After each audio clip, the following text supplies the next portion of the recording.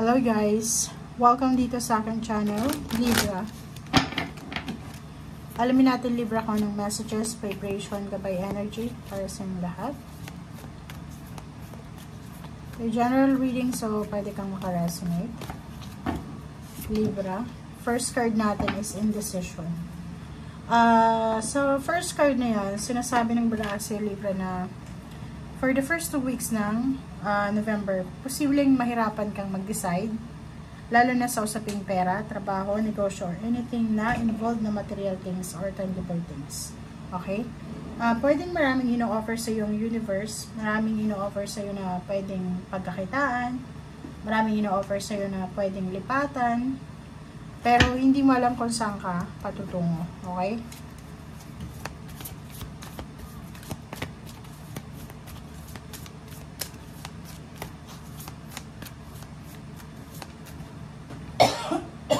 Pasensya na guys, inuubo talaga ako. Naulanan ako eh. Okay, manifestation. Sinasabi sir dito ng cards na meron kang minamanifest na posibleng ma-manifest mo siya ngayong December or pwedeng end of November or pwedeng 2025. Pero sa ngayon, nahihirapan ka kung etong gusto mong ito is kailangan mo ba sundin siya or ituloy mo ba. So, like for example, Libra, gusto mong lumipat ng ibang trabaho, mag-open ng negosyo, mag-travel, or kung ano man yan na gusto mo. Ang nakikita natin dito is, kailangan mo daw ng maraming informasyon, get more information sa kung ano man tong desisyon na iniisip mo. Kasi, once na nakagawa ka na ng desisyon, tapos hindi mo naman pala alam kung ano yung detalye dyan, mahirapan ka nang bumalik. Okay?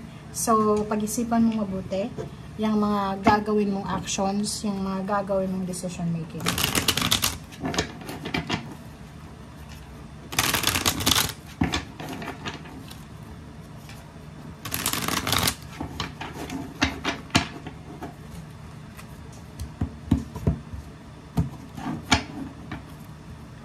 Okay. Okay. Wow. So, nakikita natin dito na ang decision making na pwedeng pinag-iisipan mo is pwedeng ikaw ay isang OFW or kahit nasa Pilipinas ka lang, tapos na yung kontrata mo or pwedeng yun, nagtatrabaho ka sa isang kumpanya, nakakontrata ka lang, pwedeng tapos na and may nag-offer sa'yo ng another contract.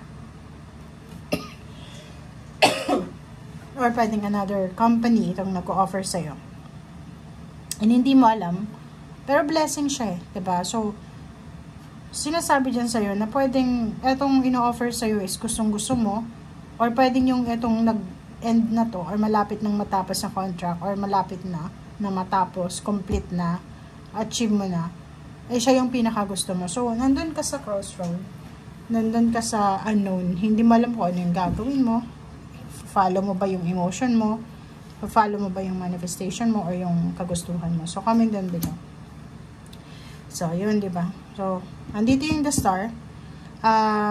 Maraming, kung iisipin natin, Libra, etong indecision making na to, manifestation, etong baraha na to na lumabas, eh, hindi naman talaga siya problema, or hindi naman siya kailangan problemahin. Kasi lahat, ato wish come true to eh. Diba? Yung parang i-offer sa'yo ng universe is, siya yung matagal mong pinapangarap, matagal mong minamanifest, matagal mong pinagpipray.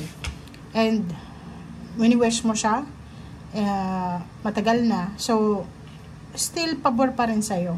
So, kung ano man ang decision making na gagawin mo sa ngayon, mag-decision ka according sa kung ano yung laman ng puso mo, kung ano yung gusto mo. Okay? The Devil.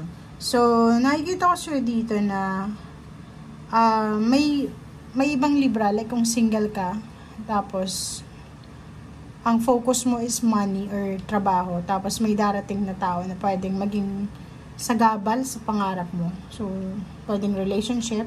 So, mag-iingat ka. Okay? Kung ano yung focus mo doon ka muna. Diba? Kita mo yan. So, may temptation eh. Yung iba din, pwedeng yung gusto mo na, mangyayari na ngayon, yung business na gusto mong buksan, yung company na gusto mong pasukan. Tapos, may biglang mag-o-offer sa'yo ng isang offer na ang hirap-hirap tanggihan. Itong Page of Wands, diba? So, nako, talagang nasa crossroad ka. Balance ang kailangan mo. Oh, tingnan mo. Ang dami-dami dito na choices, decision. Ang nakikita ko parang may libre na ang ginagawa nila sa gabi bago sila matulog. Isip sila ng isip, reflect ng reflect. O, ano ba yung tamang gawin? Eto, balance sa pera, balance sa trabaho, risky na decision. So, nakikita natin dito na nahihirapan kang magdesisyon kasi natatakot ka. Sa either natatakot kang, like yung iba sa inyo dyan, may trabaho sa ngayon, di ba, sumasweldo ka. Tapos may mag-offer sa'yo ng new job. Hindi mo alam kung saan patungo yung new job na yan. Pero gusto mo. Parang gano'n, nakahati yung kalooban mo. Hindi mo alam kung anong gagawin mo. So, kailangan mo talaga dito ng sobrang pag-iisip, meditation, reflection. The Moon card, Ace of Wands. Ay, kita ko share dito na sobrang kang excited. Hati nga, di ba? Excited ka at the same time natatakot. Okay. Ayaw mong bumalik sa dati. Kasi siguro dati, may nangyari ng hindi maganda. Like, nasa maganda ka ng trabaho, nasa maganda ka ng relationship, tapos may pumasok na the devil, na tempt ka, nasira yung foundation.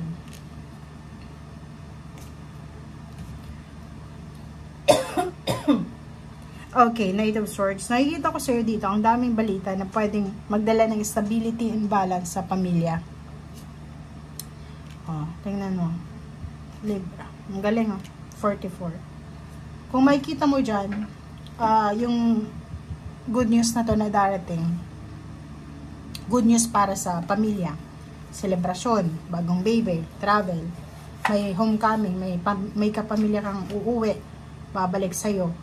May bakasyon, may vacation, yung pamilya mo magiging sobrang peaceful, may travel, relocation, migration, salary increase, may bibili ng sasakyan, meron ditong magpapatayo ng bahay, housewarming, house blessings, may kakasal, makukumpleto yung family. Yung pinoproblema mo ay posibleng matapos na kasi nandito ka na sa 4 of Cups. Yung 4 of Cups mo dito is yung hinihintay mo na siguro 4 years, 4 months na andito na. So, nakikita ko siya dito, matatapos yung sisimulan yung November, first week and second week na ganito yung energy mo. Okay? So, thank you guys. Bye!